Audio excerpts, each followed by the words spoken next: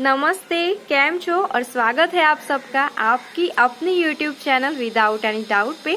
और मैं हूँ खुशहाली।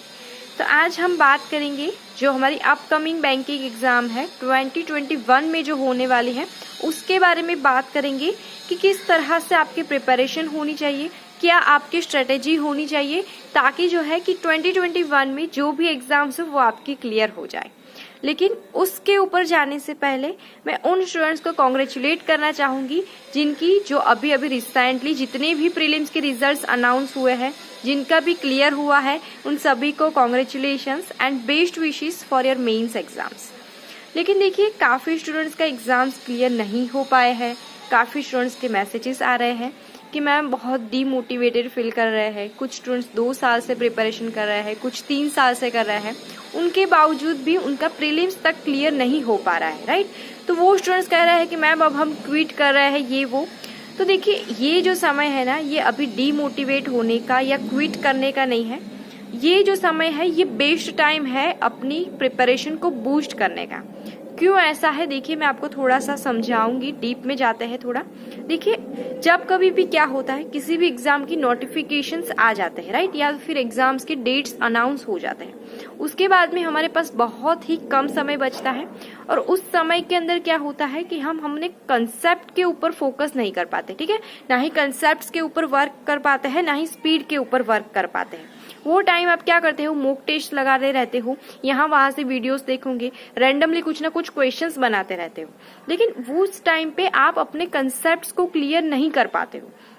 लेकिन अभी ये समय क्या है कि अभी देखिए, कोई भी एग्जाम्स की नोटिफिकेशन नहीं आई है, ना ही कोई एग्जाम्स हमारे पीछे है, ठीक है। तो ये टाइम एकदम हमारे पास एकदम रिलैक्स वाला टाइम है कि आप एकदम शांति से बैठकर अपने कंसेप्ट्स को क्लियर कर पाओ, ठीक है।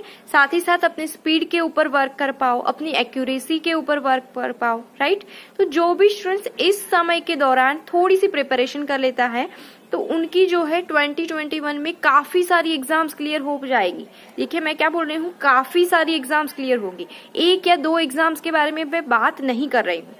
और यहाँ पे जो बैंकिंग एग्जाम्स रहती है ना, वो कभी भी ऐसा नहीं है कि एसबीआई की एग्जाम है तो उसमें कुछ अलग होगा, आईबीपीएस में कुछ अलग होगा, आरआरबी में अलग होगा। ऐसा बैंकिंग एग्जाम्स में नहीं होता है।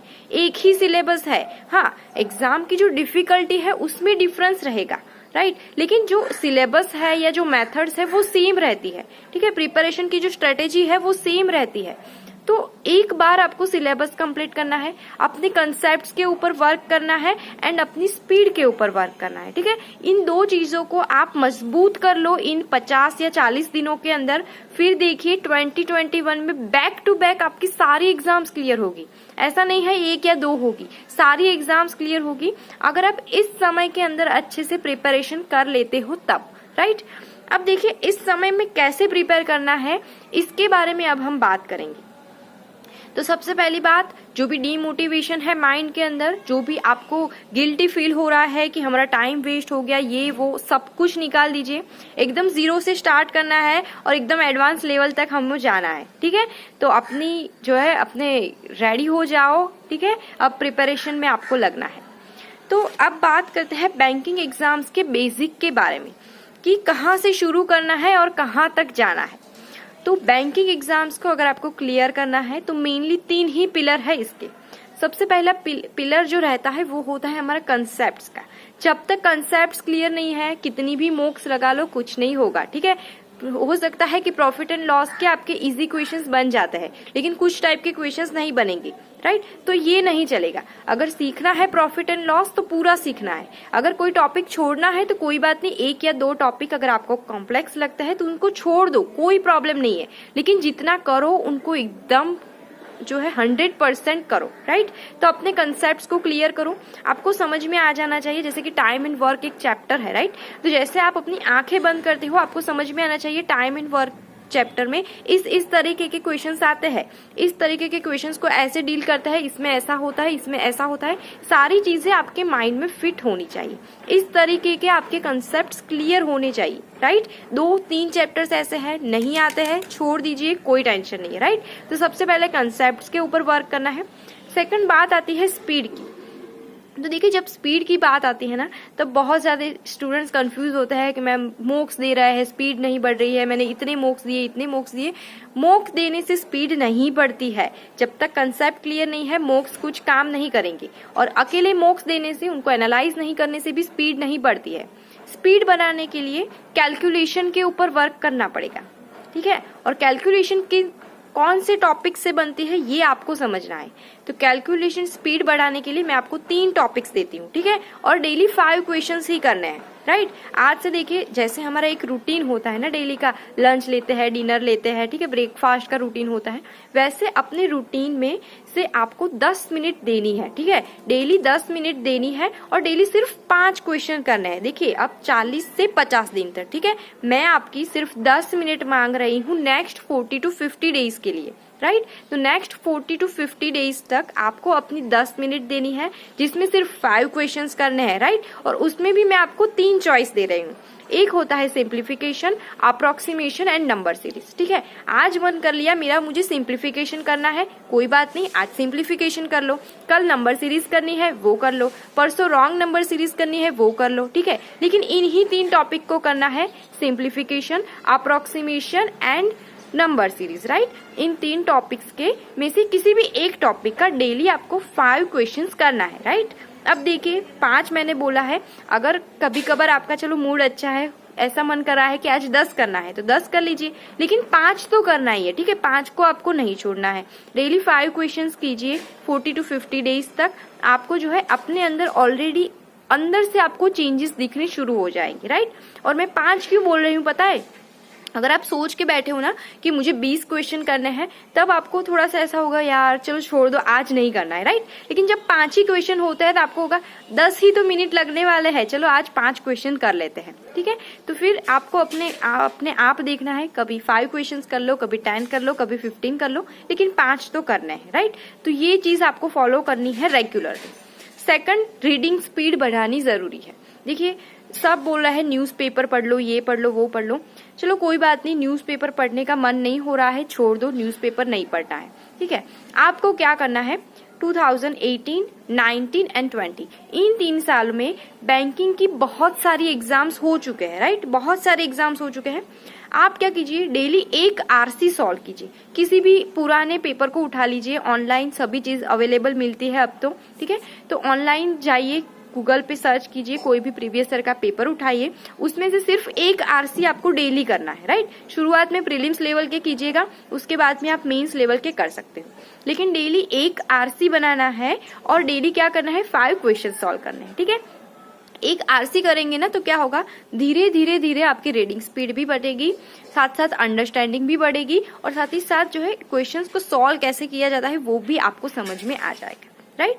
और ये जो मैं आपको डेली आरसी सॉल्व करने के लिए बोल रही हूँ, ये सिर्फ ऐसा नहीं है कि सिर्फ इंग्लिश सब्जेक्ट में आपको यूजफुल होगा, ये इंग्लिश में तो यूजफुल होगा, क्वांट और रीजनिंग में भी यूजफुल होगा। क्यों यूजफुल होगा, देखिए बहुत लंबी लंबी पजल्स होती है, ठीक है। अगर इतनी लंबी पजल मुझे पढ़नी है तो उसके लिए भी अगर मेरी रीडिंग की हैबिट अच्छी है, अगर मेरी अंडरस्टैंडिंग अच्छी है, तो मैं उसको ज्यादा जल्दी पढ़ पाऊंगी, ज्यादा जल्दी समझ पाऊंगी, राइट। इसीलिए मैं बोल रही हूँ, एक आपको रीडिंग स्पीड पे वर्क करना है एंड सेकंड कैलकुलेशन स्पीड पे, ठीक है। तो ये 2 चीज डेली कीजिए। एक टाइम बना लीजिए फिक्स कि चलो डेली मैं 9 बजे बैठूंगा या 10 बजे, जो भी आपको जो भी सुटेबल है उसके हिसाब से कीजिए, लेकिन ये 2 चीज करनी है, एक आरसी एंड 5 क्वेश्चंस, ठीक है। ये चीज आपको डेली एंड रेगुलरली करना है, चाहे संडे है, मंडे है, सिस्टर की शादी है, ब्रदर की शादी है, कुछ भी है, ठीक है। डेली इतनी चीज आपको करनी है। आप अपने आप मुझे कुछ समय के बाद बोलोगे कि मैम बहुत ज्यादा डिफरेंस आया है, हमारी स्पीड बूस्ट हुई है, ठीक है। तो ये चीज आपको रेगुलरली करना है। अब बात करेंगे कंसेप्ट्स की कि कंसेप्ट्स को कैसे बूस्ट करेंगे। तो देखिए कंसेप्ट्स के लिए आपको टॉपिक वाइज स्टडी करनी पड़ेगी। देखिए कुछ स्टूडेंट्स बोलेंगे कि मैम हम तो 2 साल से प्रिपरेशन कर रहे हैं, 3 साल से प्रिपरेशन कर रहे हैं, हमें पता है क्या कंसेप्ट्स है, लेकिन आपको नहीं पता है क्या कंसेप्ट्स है। अगर आपको पता होते तो अब तक आपकी एग्जाम्स क्लियर हो चुकी होती, ठीक है। अभी तक नहीं हो रही है, इट मीन्स कहीं ना कहीं पे आप लैक कर रहे हो। तो आप क्या कीजिए, एक एक टॉपिक उठाइए और उनको अच्छे से स्टडी कीजिए। और रीजनिंग के लिए तो मैं खुद आपको प्रिपरेशन करवा ही रही हूँ। आपको पता होगा कि इसी चैनल के ऊपर मैंने फ्री डायनेमिक कोर्स लॉन्च किया है रीजनिंग का। हालांकि पिछले कुछ समय से मैं उसको कंटिन्यू नहीं कर पाई थी कुछ पर्सनल रीजंस की वजह से, लेकिन अब मैं उस सीरीज को कंटिन्यू करूंगी।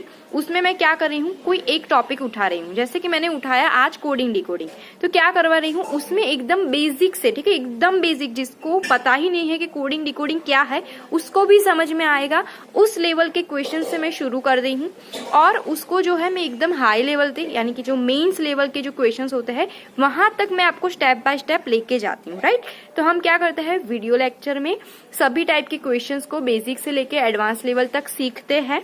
उसके बाद में मैं आपको कमेंट बॉक्स में एक लिंक दे देती हूँ पीडीएफ की, और उस लिंक में जो है कि आपको क्वेश्चंस दे देती हूँ मैं उसी टॉपिक से रिलेटेड, राइट। यानी आपको क्या करना है, सिंपली वीडियो देखना है, अच्छे से कंसेप्ट क्लियर करना है। उसके बाद में जो भी पीडीएफ अवेलेबल है उसको सिर्फ आपको प्रैक्टिस करना है, ठीक है। इतनी चीजें करोगे आप, आपका रीजनिंग पूरा मैं गारंटी दे रही हूँ कि पूरा क्लियर हो जाएगा, कहीं पे कुछ भी कंफ्यूजन नहीं रहेगा।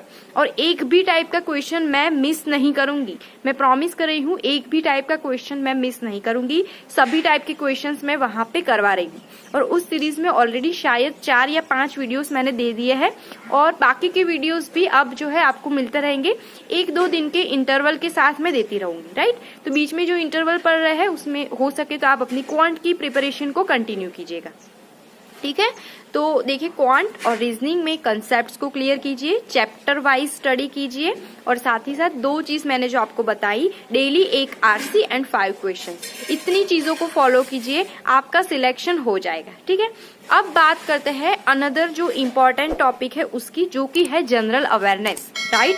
बैंकिंग एग्जाम्स में सिलेक्शन अगर आपको लेना है और अगर आप जनरल अवेयरनेस को पीछे छोड़ के चलोगे तो आपका सिलेक्शन नहीं हो पाएगा, ठीक है। तो जनरल अवेयरनेस को कैसे आप प्रिपेयर कर सकते हो, तो उसके लिए मैंने ऑलरेडी एक बहुत ही अच्छा सोर्स है जनरल अवेयरनेस के लिए, वो मैंने आपको ऑलरेडी सजेस्ट किया हुआ है आगे भी वीडियोस में। तो उसके लिंक मैं आपको नीचे डिस्क्रिप्शन बॉक्स में एंड कमेंट बॉक्स में दे दूंगी, तो वहां पे जाके आप चेक कर लीजिएगा। और उसमें देखिए 2 टाइप के स्टूडेंट्स होता है, जैसे कि मैं हमेशा ही बोलती हूँ। एक स्टूडेंट्स वो होता है वो जो डेली बेसिस पे करंट अफेयर्स पढ़ पाते हैं, डेली रीडिंग कर पाते हैं, और सेकंड स्टूडेंट्स वो होते हैं जो मेरे टाइप के हैं, जो डेली करंट अफेयर्स नहीं पढ़ पाते हैं। तो उनके लिए मैं हमेशा से ही एक ही सजेशन देती हूँ कि आप वीकली या तो मंथली पढ़िए। मैं हमेशा से ही मंथली पढ़ती थी, और मंथली करंट अफेयर्स में भी मैं हमेशा करंट अफेयर्स को पढ़ती थी topic wise in the sense, for example एक टॉपिक है हमारा अवार्ड्स, ठीक है। तो पूरे महीने के अंदर जितने भी अवार्ड्स डिस्ट्रीब्यूशन हुए होंगे उनका एक पूरा मैं चार्ट लेके बैठती थी और उसी चार्ट को पढ़ लेती थी, ठीक है, जिससे कि हो गया एमओयूज। तो एक महीने के अंदर जितने भी एमओयूज हुए हैं उसका मैं एक पूरा चार्ट लेके बैठती हूँ और उसको पूरा पढ़ती हूँ, और उसकी वजह से क्या होता है, मुझे याद रखने में आसानी हो जाती है।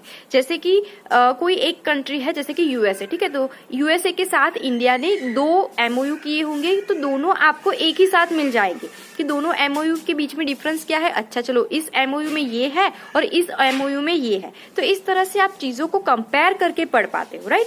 तो मैं हमेशा मंथली पीडीएफ्स को ही पढ़ती हूँ, और उसमें भी टॉपिक वाइज चीजों को पढ़ती हूँ, ठीक है। सारे टॉपिक्स जो इंपॉर्टेंट है करंट अफेयर्स के आप सबको पता होगा, ठीक है। तो सारे टॉपिक्स वाइज पढ़ना है, और बेस्ट सोर्स जो है मेरे हिसाब से, जिसको मैं खुद फॉलो करती हूँ, तो उसकी लिंक मैंने डिस्क्रिप्शन बॉक्स में कमेंट बॉक्स में दे दी है, तो वहां पे जाके आप चेक कर लीजिएगा।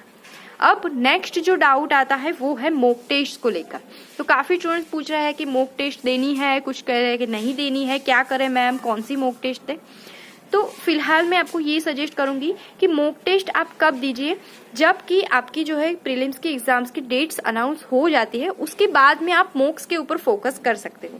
लेकिन फिलहाल आप सिर्फ कंसेप्ट्स के ऊपर फोकस कीजिए, मॉक्स आप बाद में दीजिएगा, ठीक है।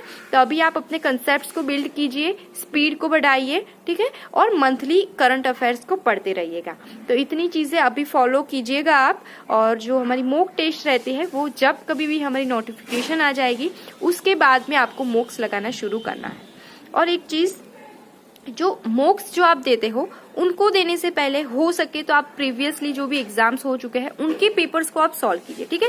जब तक आपको लगता है कि मैंने पिछले 2 साल के सारे पेपर्स नहीं कर लिए हैं, तब तक मॉक्स के ऊपर मत जाइएगा, ठीक है। अगर आप पिछले 2 साल के पेपर्स लोगे तो भी आपके पास बहुत सारे पेपर्स हो जाएंगे, पहले उतने पेपर्स को कीजिए, उसके बाद में आप मॉक दीजिए, ठीक है। तो पहले प्रीवियसली एग्जाम्स जो हो चुके हैं उनके पेपर्स के ऊपर मैं पर्सनली ज्यादा जोर देती हूँ, तो हो सके तो आप वो कीजिएगा, ठीक है। तो आई होप आपका आज का जो वीडियो है वो काफ़ी यूज़फुल रहा होगा। सारे बातें मैंने पॉइंट टू पॉइंट की है, कहीं पे भी आपका कोई टाइम वेस्ट नहीं हुआ होगा। तो अगर आपको आज का वीडियो अच्छा लगा है तो इसे लाइक ज़रूर कीजिएगा, और अगर आपकी कुछ डाउट्स है, क्वेरीज है, तो आप मुझे कमेंट्स करके पूछ सकते हो। मैं कोशिश करूँगी आपको रिस्पॉन्स देने की। तो मिलता है दोस्तों नेक्स्ट वीडियोज़ में। Thanks for watching.